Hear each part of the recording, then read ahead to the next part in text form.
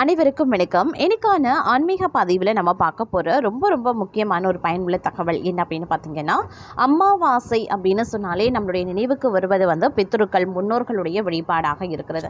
ஆனால் அதையும் தாண்டி பார்த்தீங்க அப்படின்னா, அமாவாசையில் நாம் நம்மளுடைய குலதெய்வம், இஷ்ட தெய்வம், சிவபெருமான், முருகப்பெருமான், அம்மன் வழிபாடு அப்படின்னு நம்ம தெய்வங்கள் இறை வழிபாட்டிற்காகவும் அதை நாம் சில நேரங்களில் வழிபடுறோம். அதே நேரம் பார்த்தீங்கன்னா, இந்த அமாவாசை மிகுந்த ஒரு இறை வழிபாட்டில் முக்கிய ஒரு வழிபாடாக பார்க்கப்படுவது அப்படின்னு பார்த்தீங்கன்னா, சமயபுரத்து மாரியம்மன் அப்படின்னு சொல்லலாம். ஏன்னா சமயபுரத்து மாரியம்மன் கோவிலில் அமாவாசை வழிபாடு அப்படிங்கிறது ரொம்பவே விசேஷமானதுங்க. அது மட்டும் இல்லாமல் சமயபுரத்து மாரியம்மன் கோவிலில் அமாவாசை வழிபாட்டுக்கு அப்படின்னே லட்சக்கணக்கான பக்தர்கள் தரிசனம் மேற்கொள்வதற்காக வருகை தந்துட்டுருக்காங்க இன்றளவும் அப்படின்னே சொல்லலாம். அந்த அளவுக்கு ஒரு சிறப்புக்குரிய ஒரு விஷயமாக இந்த சமயபுரத்து மாரியம்மன் கோவிலில் அமாவாசை வழிபாடு ரொம்பவே பிரசித்தி பெற்றதாக பார்க்கப்படுகிறது. அதிலும் கடந்த பார்த்தீங்க அப்படின்னா, இந்த மே மாதம் 16ஆம் தேதி நிகழ்கின்ற அமாவாசை தினத்தன்று பார்க்கும் பொழுது சமயபுரத்து மாரியம்மன் கோவிலில் அமாவாசை வழிபாடு அப்படிங்கிறது மிகவும் சிறப்புக்குரியதாக பார்க்கப்படுவதோடு பக்தர்களினுடைய வருகை கணிசமாக அதிகரிக்க தொடங்கி இருக்கிறதாகவும் ஒரு தகவல் வெளியாகி இருக்கிறதுங்க. ஏன்னா இது ரொம்பவே விசேஷத்திற்குரிய ஒரு அமாவாசையாக பார்க்கப்படுகிறது. சனிக்கிழமையோடு இணைந்து வரக்கூடிய வைகாசி முதல் அமாவாசை அப்படிங்கிறதுனால இந்த அமாவாசைக்கு கூடுதல் சிறப்புகள் இருக்க பெறுகின்றது அப்படின்னே சொல்லலாம். இந்த அமாவாசை அன்று பார்க்கும் பொழுது நம்மளுடைய மனதில் இருக்கக்கூடிய வேண்டுதல்கள், பரிகாரங்கள் அனைத்தையும் நாம் பூர்த்தி செய்து கொள்ள இந்த அமாவாசை வழிபாட்டை நாம் மேற்கொள்ளும் போது நமக்கு அதிகப்படியான நன்மைகள் ஏற்படுவதற்கான வாய்ப்பு அதிகபட்சமாகவே இருக்கின்றது அப்படின்னே கூட சொல்லலாம். அது மட்டும் இல்லாமல் இந்த சமயபுரம் மாரியம்மன் கோவிலில் அமாவாசை வழிபாடு மிகவும் பிரசித்தி பெற்றதாக இருக்கிறதோடு அமாவாசை நாளில் கோவிலுக்கு நேரில் சென்று தரிசிப்பதுடன் வீட்டில் இருந்தபடியும் அம்மனை நாம் மனதார வழிபாடும் செய்யலாம். நம்ம கோவிலுக்கு தான் சென்று அம்மனை வழிபடணும் அப்படின்னு இல்லை. அமாவாசை அன்று நம்ம சமயபுரத்தால் மனதார நினைத்தாலே அவளுடைய அருள் நமக்கு பரிபூரணமாக கிடைக்கும் அப்படிங்கிறதுல ஒரு சிறப்பு ஐதீகமும் ஒளிந்திருக்கிறதுங்க. அதே மாதிரி பக்தர்கள் பார்த்தீங்க அப்படின்னா அம்மனுக்காக பார்க்கும் பொழுது மாவிளக்கு, எலும்பிச்சை மாலை, சிவப்பு மலர்களை கொண்டு வழிபாடு செய்யறத இன்றளவும் பின்பற்றி வந்துட்டு இருக்காங்க.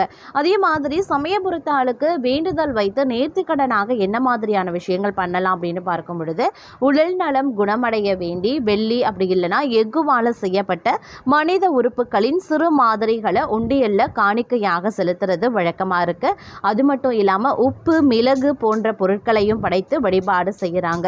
வீட்டில் வழிபாடு செய்யக்கூடிய முறை அப்படின்னும் இருக்கிறதுங்க. நம்ம கோவிலுக்கு சென்று தான் சமயபுரத்தால் வழிபடணும், அப்போதான் நமக்கு முழு பலன்கள் கிடைக்கும், அப்போதான் நம்மளுடைய வேண்டுதல்கள் நிறைவேறும் அப்படின்னு கிடையாது.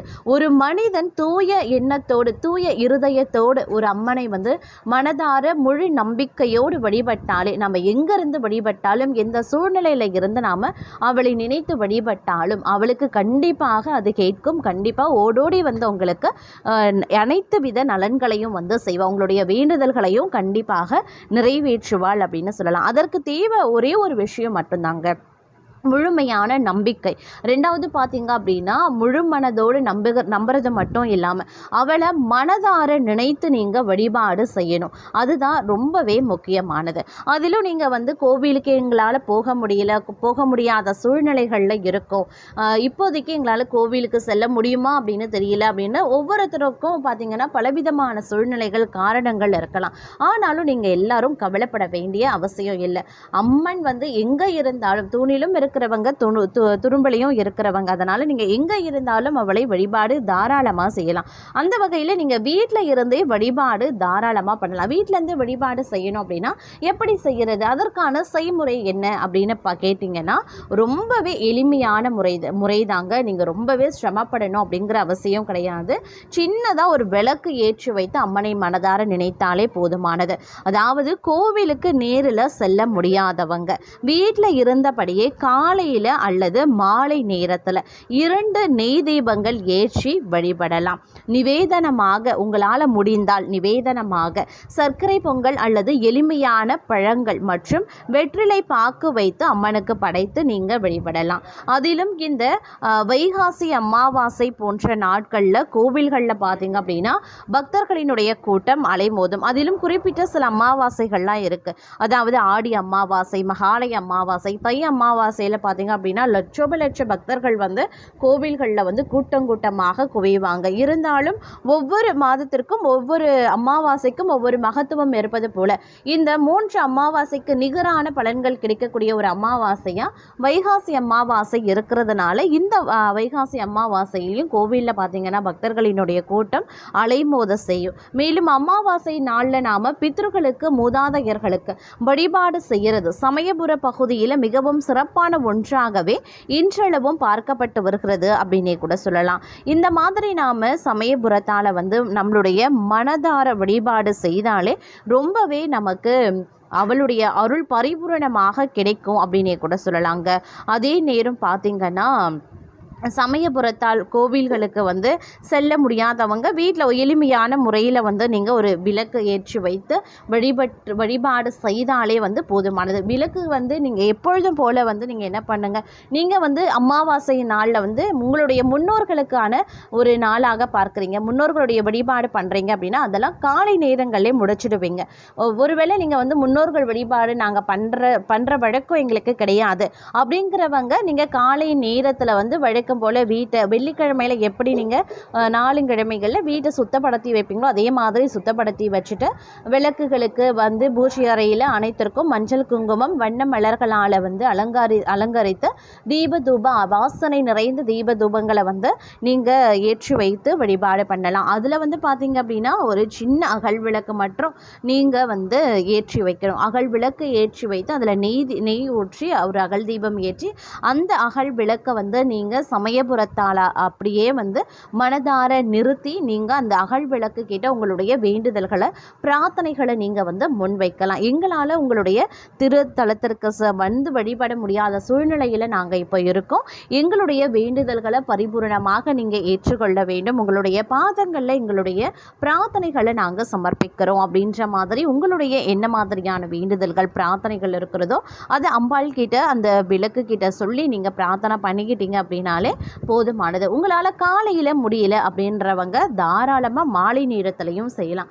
மாலை நேரத்தில் 6 மணிக்கு மேலே 7:30 மணிக்குள்ளாக நீங்கள் இந்த வழிபாட்டை செய்கிறது மிகவும் சிறப்புக்குரியது. ஒருவேளை நீங்கள் காலையில் பண்ணுறீங்க அப்படின்னா காலையில் 6 மணியில் இருந்து 7:30க்குள்ளே அதையும் தவிர்த்துட்டீங்க அப்படின்னா காலை நேரத்தில் நல்ல நேரம் கௌரி நல்ல நேரம் அப்படின்னு இருக்குது இல்லைங்களா, அந்த 2 நேரங்களையும் நீங்கள் வந்து தாராளமாக வந்து பயன்படுத்தி கொள்ளலாம். இப்படி இந்த நேரங்களில் நீங்கள் அம்மன் வழிபாட்டு வீட்டிலேயே எளிமையான முறையில் செய்யக்கூடிய பட்சத்தில் உங்களுக்கு அதி நன்மைகள் வந்து சேருங்க. அது மட்டும் இல்லாமல் மிகப்பெரிய அளவில் நற்பலன்கள் வந்து கிடைக்கப்பெறும் அப்படின்னே சொல்லலாம். அது மட்டும் இல்லாமல் சமயபுரத்தால் கோவிலில் பார்த்தீங்க அப்படின்னா அம்மனுடைய அலங்காரம் அப்படிங்கிறது வந்து கண் பிடித்தது போல ஒரு காட்சியை பக்தர்களிடத்தில் ஏற்படுத்தியது அப்படிங்கிறது வந்து மிகப்பெரிய அளவில் வந்து பக்தர்களுக்கு ஒரு மெய்சிலிர்ப்பை ஏற்படுத்தி இருக்கிறது அப்படின்னு தான் சொல்லணும். ஏன்னா அமாவாசை பூஜையில் பார்த்தீங்க அப்படின்னா அம்மன் வந்து நேரடியாகவே காட்சி தருவது போல கண் திறந்து பக்தர்களை பார்த்து தரிசனம் கொடுப்பது போன்ற ஒரு தோற்றம் வந்து வெளிப்பட்டதாக பக்தர்கள் மிகவும் பரவசம் அடைந்து சுவாமியை வந்து தரிசனம் செய்து சென்று கொண்டிருக்கிறார்கள் அப்படிங்கிற ஒரு தகவலும் வெளியாகி இருக்கிறதுங்க. முடிந்தால் ஆலயத்திற்கு சென்று வழிபாடு பண்ணுங்க, முடியாதவங்க வீட்டிலேயே தாராளமாக அம்மனை நினைத்து வழிபாடு பண்ணுங்க.